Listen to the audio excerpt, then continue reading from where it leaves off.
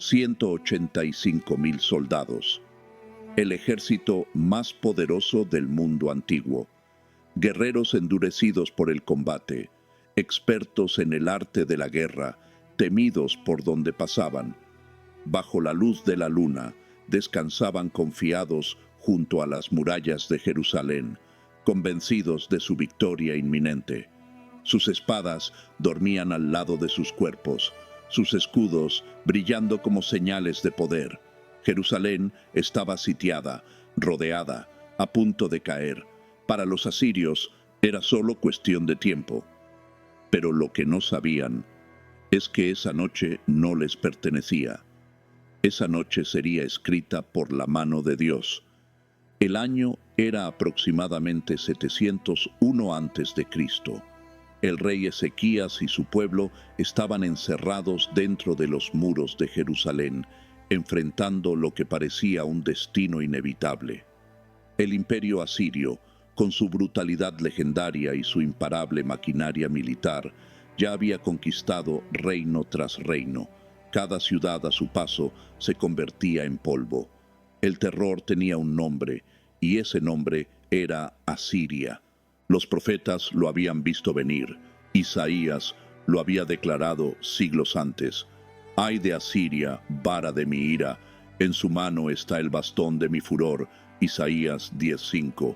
En otras palabras, Asiria no era simplemente una amenaza humana, era un instrumento de juicio, pero también estaba a punto de convertirse en el blanco de una justicia aún mayor. Los ríos Tigris y Éufrates eran testigos del nacimiento y la expansión del imperio más temido de la región.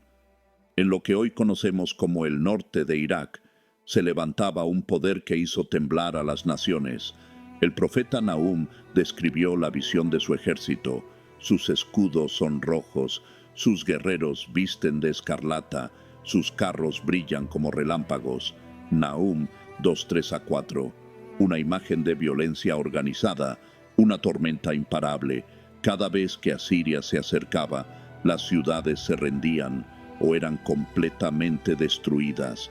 Bajo el reinado del rey Senaquerib, quien gobernó del 705 al 681 a.C., el imperio asirio alcanzó una nueva dimensión de poder y de arrogancia. Con una combinación de estrategia militar y crueldad calculada, expandió sus fronteras a través del temor y la fuerza. El mismo profeta Isaías usó una imagen dramática para describirlo. Por tanto, el Señor traerá sobre ellos las impetuosas y abundantes aguas del río, al rey de Asiria con toda su gloria. Isaías 8:7. No era solo una metáfora, era una realidad devastadora. En el 14º año del reinado de Ezequías, el conflicto alcanzó su punto máximo. La Biblia nos dice que Senaquerib, rey de Asiria, atacó todas las ciudades fortificadas de Judá y las conquistó. 2 Reyes 18:13. Como hojas arrastradas por el viento, las fortalezas de Judá caían una por una. Lo que alguna vez fue un reino fuerte, ahora era una colección de ruinas, y Jerusalén era la última pieza. La capital de Asiria, Nínive, era una ciudad tan impresionante que el profeta Jonás dijo que tomaba 3 días recorrerla.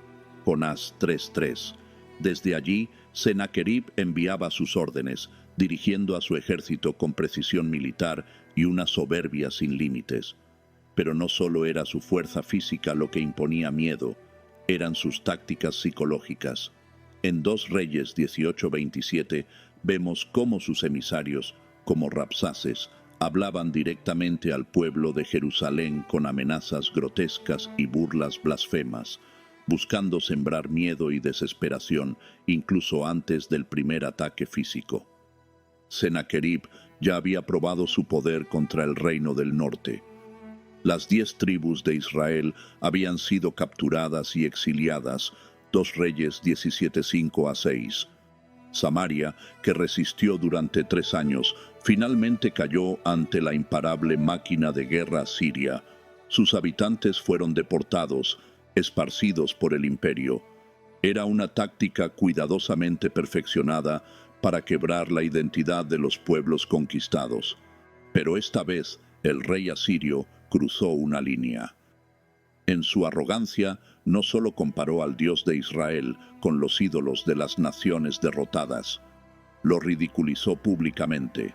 Sus oficiales proclamaron: ¿algún Dios de las naciones ha podido librar su tierra de la mano del rey de Asiria?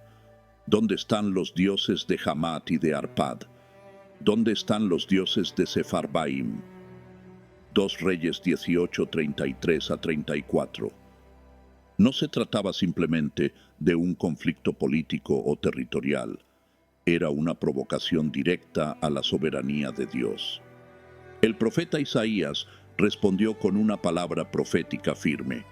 Así dice el Señor acerca del rey de Asiria: no entrará en esta ciudad, no lanzará una sola flecha, no vendrá contra ella con escudo, ni construirá baluarte contra ella.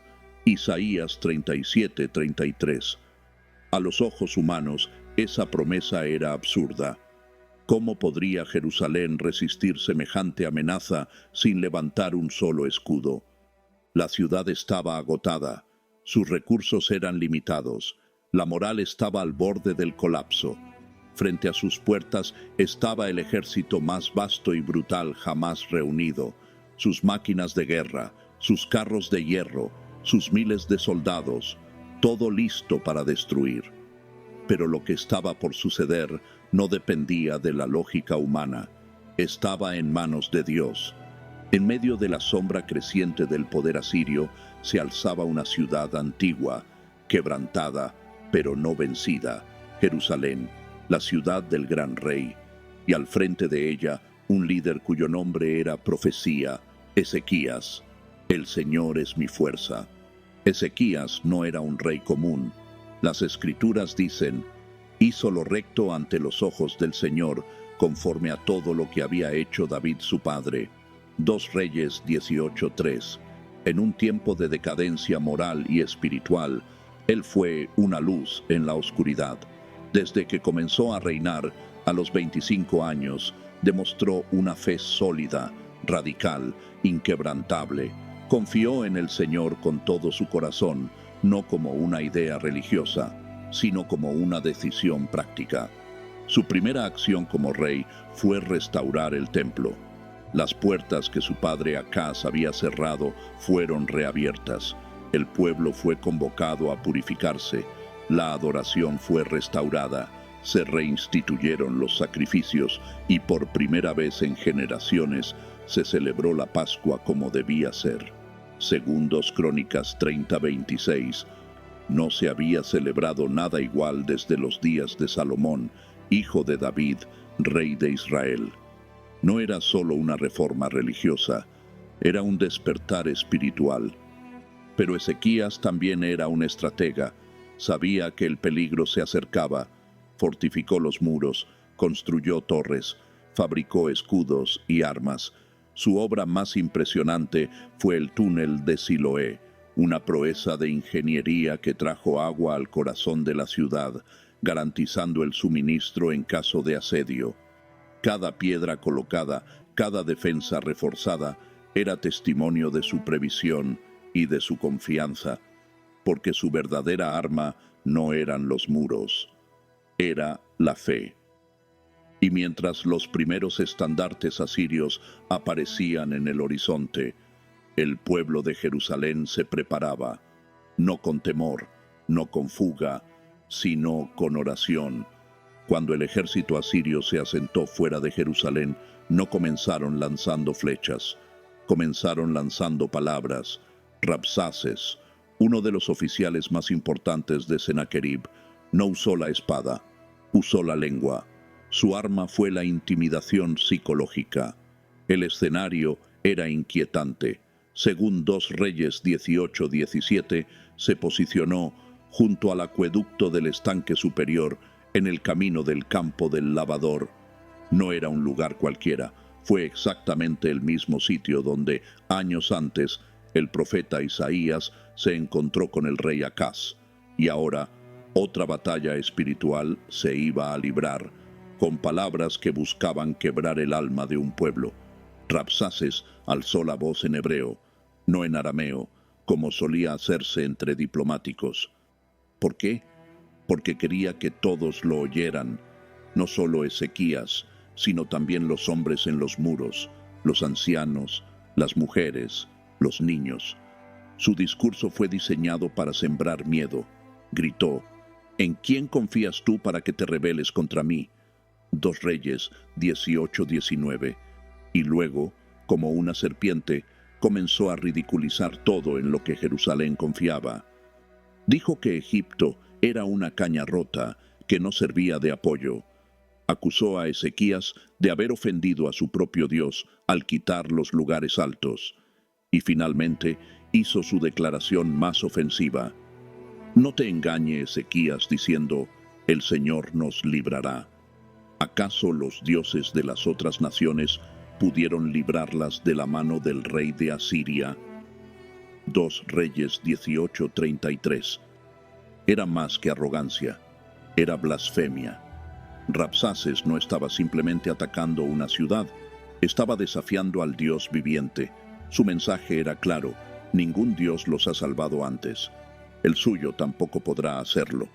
Los emisarios de Ezequías angustiados le rogaron, por favor, habla en arameo, nosotros entendemos, no hables en hebreo, porque el pueblo que está sobre el muro te oye. 2 Reyes 18:26. Pero él respondió gritando aún más fuerte, asegurándose de que cada oído escuchara su amenaza. No les hagan caso a sus líderes, ríndanse, vengan a mí y vivirán en paz. Comerán de sus higueras, beberán de sus cisternas, hasta que yo los lleve a una tierra como la suya. 2 Reyes 18:31-32. Era una mezcla venenosa de seducción y control, una promesa falsa disfrazada de misericordia. Y luego llegó la ofensa final. Rabsaces comparó al Dios de Israel con ídolos de madera y piedra. ¿Dónde están los dioses de Hamat y de Arfad? ¿Dónde están los dioses de Sepharvaim? ¿Acaso libraron a Samaria? 2 Reyes 18:34. Una burla directa al carácter de Dios. Y aún así, el pueblo no respondió, porque Ezequías les había ordenado, no le respondan palabra. 2 Reyes 18:36. Ese silencio era febrero, era obediencia, era confianza en algo mayor que las amenazas. Cuando Ezequías recibió el informe completo, no llamó a sus generales, no se encerró con sus consejeros militares. Hizo algo más poderoso, rasgó sus vestiduras, se cubrió de cilicio y entró en el templo del Señor. Fue allí donde llevó la amenaza de Sennacherib, no como una queja, sino como una súplica. La extendió delante del altar y oró. No oró desde la desesperación, sino desde la convicción.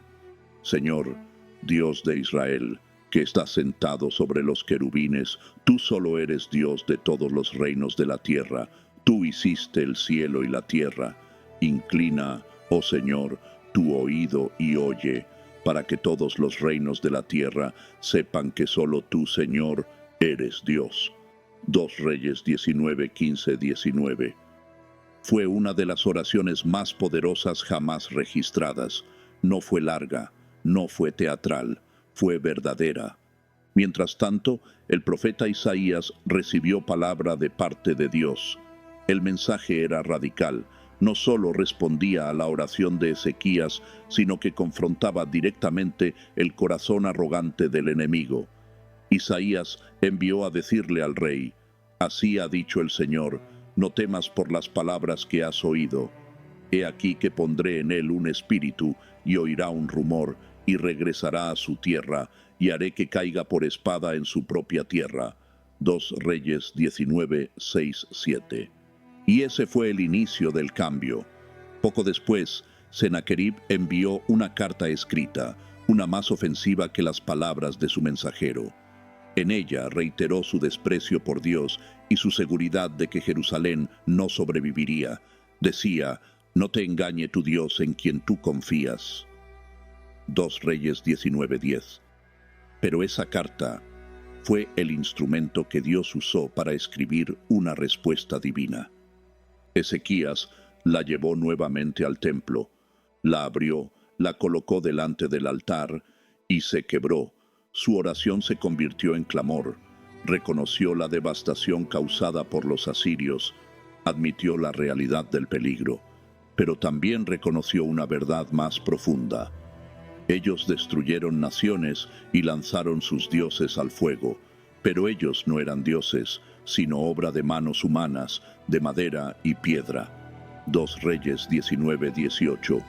Y luego vino el clamor final: Ahora, Señor, Dios nuestro, sálvanos, para que todos los reinos de la tierra sepan que tú solo, Señor, eres Dios. 2 Reyes 19:19.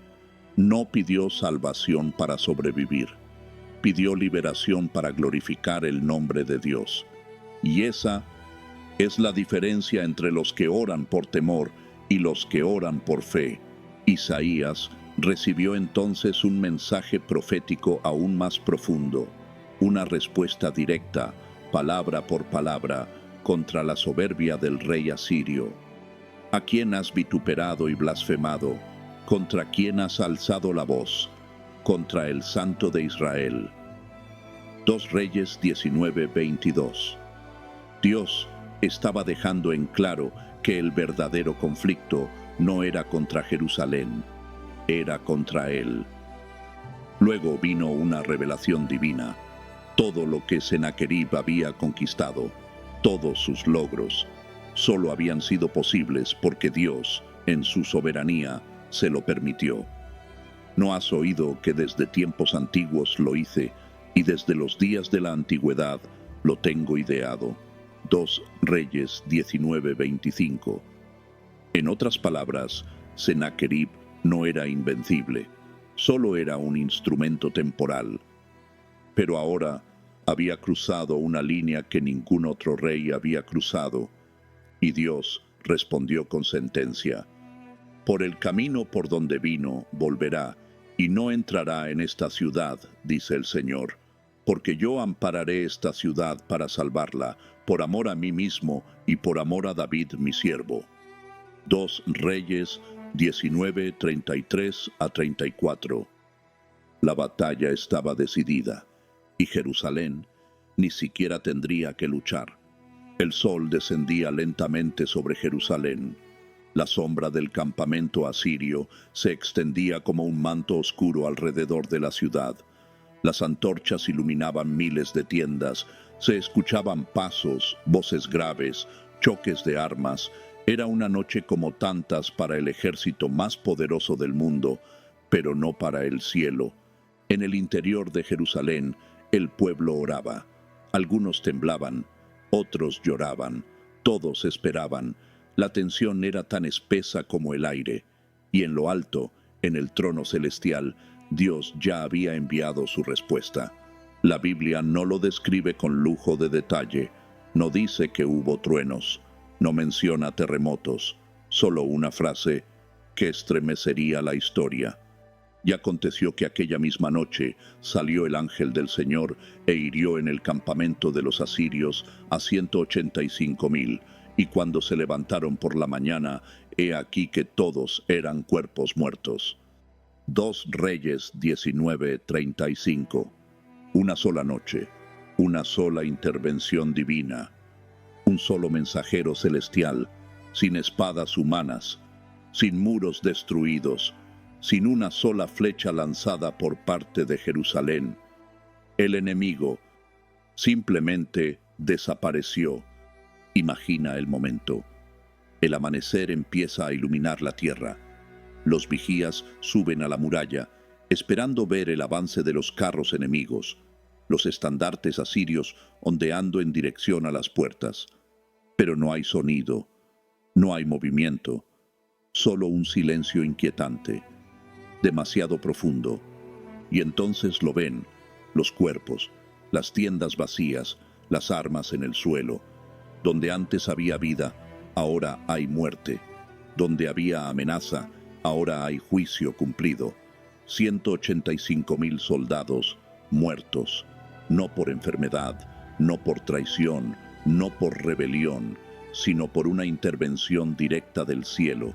El ángel del Señor había pasado.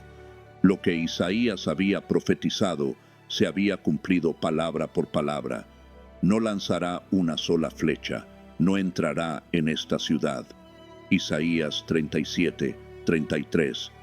Jerusalén no fue defendida por su poder militar, sino por la fidelidad de Dios. Y Sennacherib huyó, el rey que se había burlado del Dios de Israel, el líder que había ridiculizado la fe de Ezequías, el hombre que había conquistado reinos y destruido ciudades. Regresó a Nínive, derrotado, humillado, quebrado. La Biblia lo resume así: Sennacherib, rey de Asiria, se fue y regresó a Nínive y se quedó allí. 2 Reyes 19:36. Pero la historia no termina allí. Años después, mientras adoraba en el templo de su dios Nisroch, un ídolo de piedra, fue asesinado por sus propios hijos. Y aconteció que mientras él adoraba en el templo, sus hijos Adramelech y Sarecer lo hirieron con espada. 2 Reyes 19:37. El rey que se levantó contra el Dios vivo murió postrado ante un Dios muerto. El contraste no podía ser más fuerte. El Dios de Israel defendió a su pueblo. El Dios de Sennacherib no pudo defenderlo ni a él. Ese día Jerusalén no solo fue salvada, fue reivindicada. Dios no defendió una ciudad perfecta, no defendió una nación sin pecado, defendió a un pueblo que, ante la amenaza, se volvió a él, que oró, que esperó, que eligió no responder al enemigo, sino postrarse ante el Creador. La victoria fue total, pero el mayor triunfo no fue la muerte del enemigo, fue el cumplimiento de una promesa. Yo defenderé esta ciudad por amor a mí mismo y por amor a David, mi siervo. 2 Reyes 19:34. Era el honor de su nombre lo que estaba en juego, y Dios no permitiría que la burla de un rey borrara su fidelidad eterna.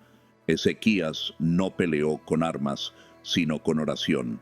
No ganó por mérito propio, sino porque confió. Su liderazgo nos enseña que la fe no es pasiva, sino activa, que los muros, las espadas y los túneles tienen valor. Pero lo más importante es el clamor de un corazón sincero. Y ahora, siglos después, este relato no es solo historia, es una advertencia, es una promesa y es un espejo, porque nosotros también enfrentamos ejércitos, quizás no con espadas, pero sí con diagnósticos, traiciones, temores, voces que gritan como rapsaces, buscando destruir nuestra fe desde dentro, y al igual que Jerusalén tenemos que elegir a quién escucharemos. La historia del ángel del Señor que destruyó 185,000 soldados no es solo un acto de juicio, es una revelación de lo que sucede cuando el pueblo de Dios deja de pelear en sus fuerzas y permite que Dios pelee por ellos. El salmista lo dijo así: los carros se desploman, los caballos caen, pero nosotros nos levantamos y nos mantenemos en pie en el nombre del Señor. Salmo 27:8. Porque al final del día, no importa cuán grande sea el enemigo, no importa cuán rodeado estés, si el Señor está contigo, la victoria ya no es cuestión de fuerza, es cuestión de fe. Lo que sucedió aquella noche a las afueras de Jerusalén no fue una leyenda, no fue un mito creado por escribas religiosos. Fue un evento tan dramático, tan imposible de ignorar, que incluso la historia secular lo registró. Y eso es lo que hace a este relato aún más asombroso. Durante siglos, los escépticos argumentaron que los relatos bíblicos eran exageraciones, pero una tras otra, las pruebas comenzaron a emerger, no en libros religiosos, sino desde lo profundo de la tierra. Uno de los hallazgos más impactantes fue el llamado prisma de Sennacherib, también conocido como el prisma de Taylor. Se trata de un artefacto hexagonal de arcilla descubierto en Nínive y hoy preservado en el Instituto Oriental de Chicago. En él, el propio rey Sennacherib narra con detalle sus campañas militares, describe cómo conquistó ciudades fortificadas, cómo devastó pueblos y cómo sitió Jerusalén. Escribe que mantuvo a Ezequías como un pájaro enjaulado en su jaula real. Pero aquí viene lo más revelador. No menciona haber conquistado Jerusalén. Este silencio lo dice todo. Sennacherib, un rey orgulloso que documentaba cada victoria con precisión, no se atrevió a mentir en su registro oficial. No dijo que ganó, no dijo que entró, solo admitió que rodeó y que Ezequías permaneció adentro. La Biblia dice que no entró. El prisma lo confirma. Y así, dos narrativas, una espiritual y otra secular, coinciden en un punto. Jerusalén no fue tomada. Pero hay más. El historiador griego Heródoto, considerado el padre de la historia, escribió en el siglo V a.C. sobre un evento misterioso que ocurrió cuando el ejército asirio llegó a Egipto. Según su relato, una plaga de ratones invadió el campamento asirio durante la noche, destruyendo sus provisiones, cuerdas de arco y armas. Aunque no es idéntico al relato bíblico, el paralelo es inquietante. Una catástrofe nocturna, silenciosa, inexplicable, que desarmó al ejército más temido del mundo. Lo que Heródoto describe como una plaga de roedores, la Biblia llama el ángel del Señor. Diferentes palabras, misma esencia, una intervención sobrenatural que eliminó al enemigo sin batalla humana. A esto se suman los registros asirios que confirman otro detalle clave: el asesinato de Sennacherib por sus propios hijos. Lo que 2 Reyes 19:37 nos narra como cumplimiento profético también aparece en las crónicas babilónicas, otro texto independiente que valida el relato bíblico. Pero quizás lo más conmovedor de todo son los restos físicos de la época. Las excavaciones en Jerusalén han revelado la existencia del famoso túnel de Siloé, mencionado en 2 Reyes 20:20. Excavado en roca viva, este túnel de más de 500 metros de largo trajo agua desde el manantial de Gijón hasta el interior de la ciudad, una obra monumental para la época y un símbolo de la sabiduría y fe de Ezequías. El túnel existe, puedes caminar por él. Está allí, testificando en piedra lo que los textos sagrados narran con palabras. Y en Laquis, una de las ciudades más importantes de Judá y una de las últimas en caer ante los asirios, los arqueólogos han descubierto murallas quemadas, restos de flechas asirias y una evidencia devastadora del asedio. En los palacios de Nínive aún se conservan relieves que muestran la conquista de Laquis, pero no hay ningún relieve de la conquista de Jerusalén. ¿Por qué? Porque no hubo tal conquista. Los registros, la arqueología, los artefactos y los silencios estratégicos, todos apuntan en la misma dirección. El milagro ocurrió. Y no fue un milagro cualquiera. Cambió el equilibrio de poder en toda la región. La repentina retirada del ejército asirio permitió que Judá no solo sobreviviera, sino que echara raíces profundas. Como Isaías profetizó, el remanente de la casa de Judá volverá a echar raíces abajo y dará fruto arriba. 2 Reyes 19:30. La historia no puede negar lo que Dios hizo. La tierra no puede ocultarlo. Los enemigos no pudieron borrarlo. Y aún hoy, cada descubrimiento arqueológico que confirma este evento es una piedra que clama. Porque, como escribió el salmista, como lo hemos oído, así lo hemos visto en la ciudad del Señor de los ejércitos, en la ciudad de nuestro Dios. Dios la afirmará para siempre. Salmo 48, 8. Este milagro no es solo una joya del pasado, es una señal eterna de que Dios no ha dejado de intervenir, de que Él aún responde cuando su pueblo clama, de que su nombre no puede ser ridiculizado sin consecuencia, y de que ninguna fuerza humana, por más grande que parezca, puede resistir su voluntad. La historia del ángel del Señor que mató a 185,000 soldados no es solo una lección de historia bíblica, no es simplemente una demostración de juicio divino sobre un imperio arrogante.